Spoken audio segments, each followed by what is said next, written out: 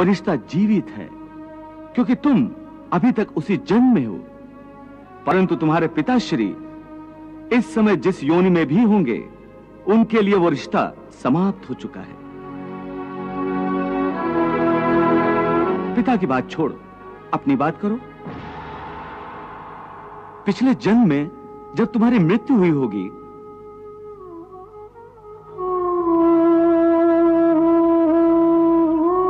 उस समय तुम्हारे सब संबंधी रिश्तेदार रोए होंगे।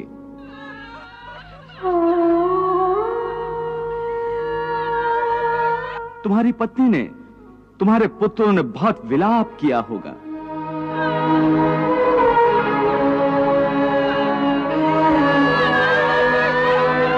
परंतु आज इस जन्म में तुम्हें याद भी नहीं कि किसने तुम्हारी मृत्यु पर विलाप किया था। आज तुम्हारे लिए उनका या उनके रोने धोने का कोई मोल नहीं। इसलिए समझा रहा हूं कि ना किसी के मरने का शोक करो, ना किसी के साथ नाता टूटने का दुख मानो। वैसे भी मेरी माया इतनी प्रबल है अर्जुन कि जिन्हें तू समझता है कि तेरी मृत्यु के बाद शोक करेंगे, सारा जीवन रोते रहेंगे, वो भी असत्य है। मेरी माया के प्रभाव से थोड़े ही दिनों के बाद उन रोने वालों को तू फिर हंसता खेलता देखेगा।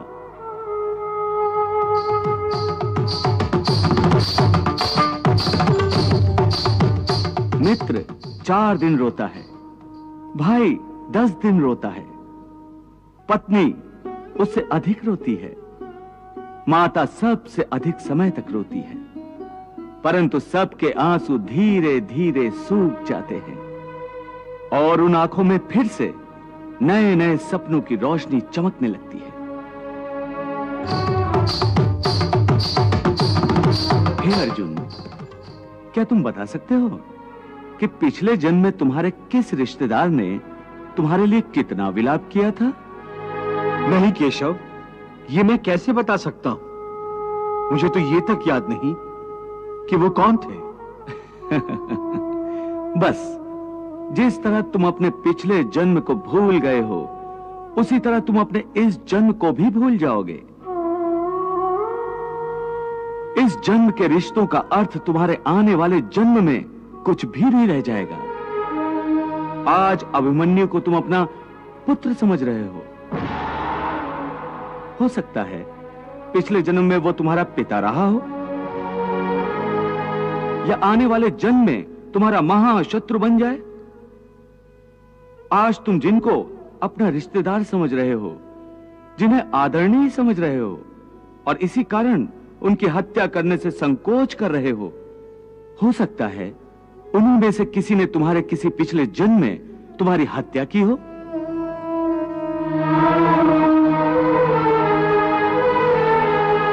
या तुम्हें अगले जन्म में उनकी हत्या कर दो।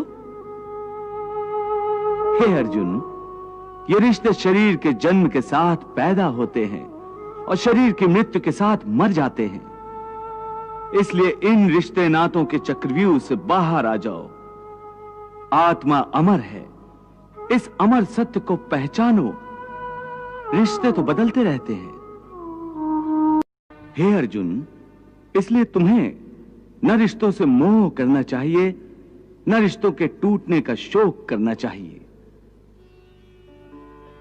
यही सांख्य योग का ज्ञान है कि मनुष्य को एक सन्यासी की भांति सोचना चाहिए कि ये सब रिश्ते नाते मोह को उत्पन्न करते हैं और मोह इन रिश्तों को इतनी जोर से पकड़ लेता है जैसे एक लोभी पुरुष नदी में डूबते हुए भी धन की गठरी को नहीं छोड़ता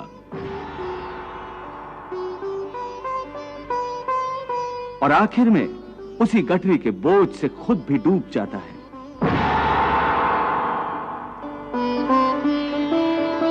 इसलिए अपने मन को सन्यासी बनाओ और इस मोह के बंधनों को छोड़ो और इस बात पर ध्यान दो कि इस समय तुम्हारा कर्तव्य क्या है, तुम्हारा धर्म क्या है और उसी के अनुसार कर्म करो।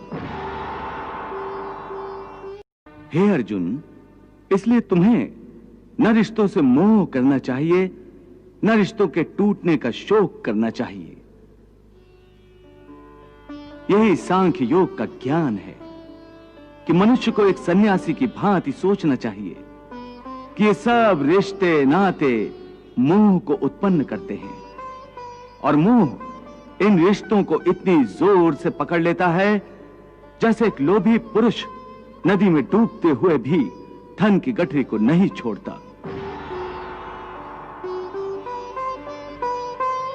और आखिर में उसी गठरी के बोझ से खुद भी डूब जाता है।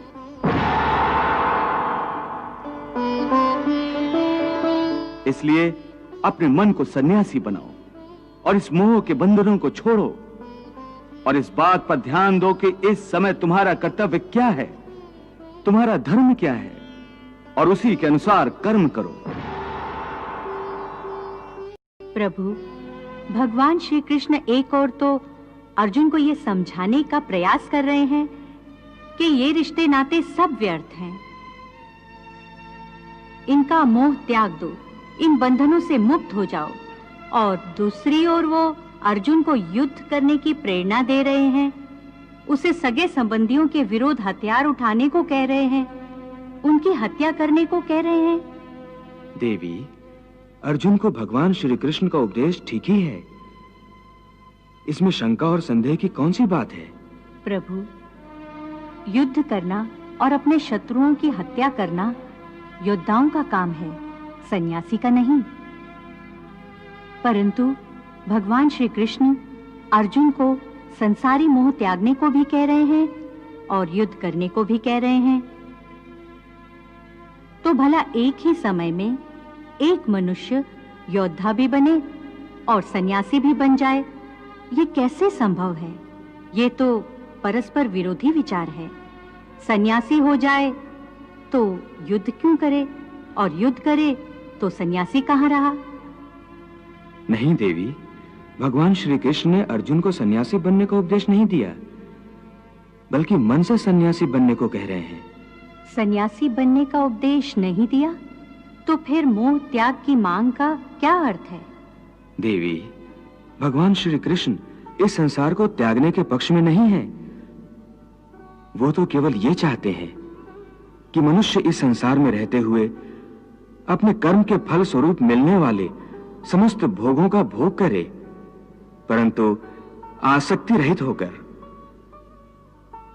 मनुष्य को मुक्ति के लिए सन्यासी बनने की आवश्यकता नहीं है। केवल मन से सन्यासी बनकर अपने सुख दुख को भोगता हुआ भी अपने धर्म को न भूले।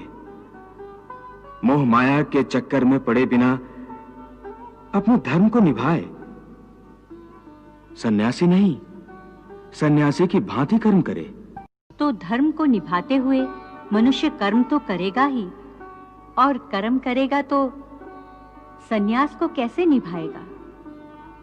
देवी, यदि आप समझती हैं कि सन्यासी होने के बाद कर्म छूट जाता है, तो आपने भगवान श्री कृष्ण के उपदेश को समझा ही नहीं। हाँ प्रभु, बात स्पष्ट रूप से मेरी समझ में नहीं आ रही है, इसीलिए मैं आपसे समझना चाहती हूँ।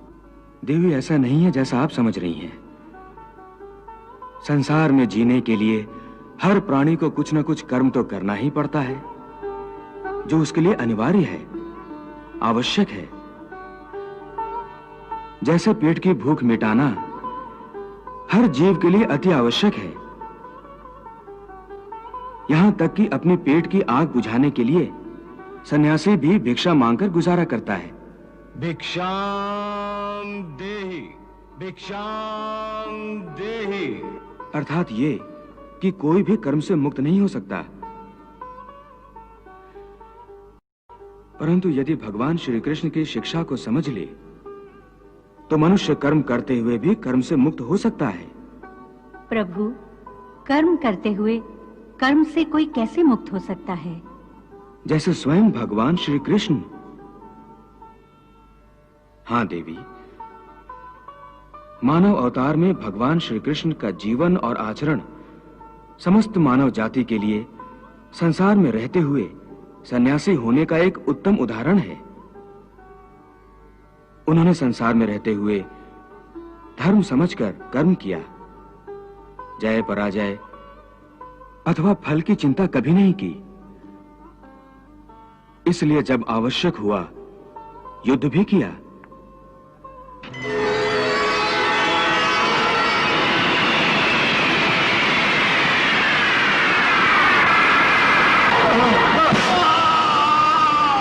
कभी हारे, कभी जीते, परंतु उनके चेहरे पर वही मुस्कान और उनके हृदय में वही शांति रही।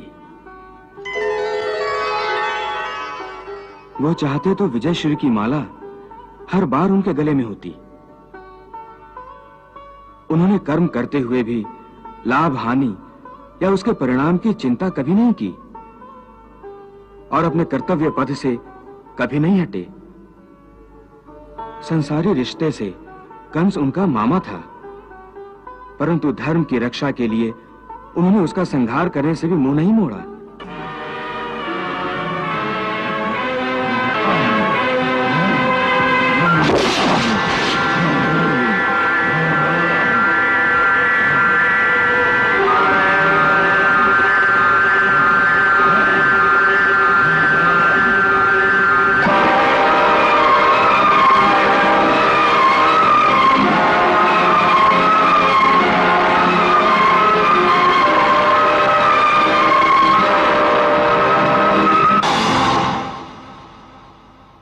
सो देवी, भगवान श्री कृष्ण अर्जुन को इसलिए यह उपदेश दे रहे हैं कि तेरा धर्म युद्ध करना है, परंतु यदि तू इस भावनाओं की नदी में बहता रहा और मन को अपने वश में ना कर सका तो तू अपने धर्म का पालन नहीं कर सकेगा।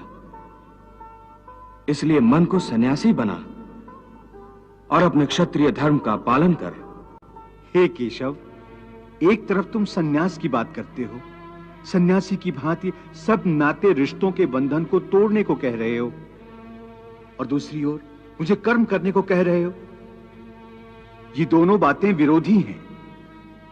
तुम जानते हो कि मनुष्य जब कोई कर्म करता है तो उस कर्म का कोई कारण होता है, कोई प्रेरक होता है जिसकी प्रेरणा से मनुष्य कर्म करता है। कोई भावना तो होती है जिस भावना की पूर्ति के लिए मनुष्य अच्छा बुरा कोई भी कर्म करता है। अर्थात कर्म की जड़ में एक भावना होती है और भावना की जड़ में कोई ना कोई रिश्ता होता है, क्योंकि किसी न किसी रिश्ते की जड़ से ही तो भावना पैदा होती है। इसलिए यदि मनुष्य सारे रिश्ते तोड़ देगा, अपनी भावना को त्याग देगा, तो फिर वो कर्म किसके लिए करेगा? अपने धर्म के लिए। धर्म के लिए? हां, अपने धर्म के लिए। अर्थात धर्म के लिए भावना की आवश्यकता नहीं होती? नहीं, धर्म के लिए भावना की नहीं, बल्कि अपने कर्तव्य के ज्ञान की आवश्यकता है। हो सकती। अर्जुन, तुम ठीक कह रहे हो। संबंधों और रिश्तों से ही भावनाओं का स्रोत फूटता है, परंतु भावनाओं की ये नदी जल्दी सूख जाती है, बिल्कुल ऐसे जैसे आग में पानी की बूंद तुरंत ही लुप्त हो जाती है। मरने वाले की चिता के ठंडे होने से पहले ही रिश्तेदारों की आंखों के आंसू भी सूख जाते हैं। कोई 2 घड़ी आंसू बहाता है, कोई 2 दिन। बहुत रोती है तो मां, वो भी चंद दिनों में फिर संसार की माया में फंसकर अपने दूसरे कर्म में लग जाती है।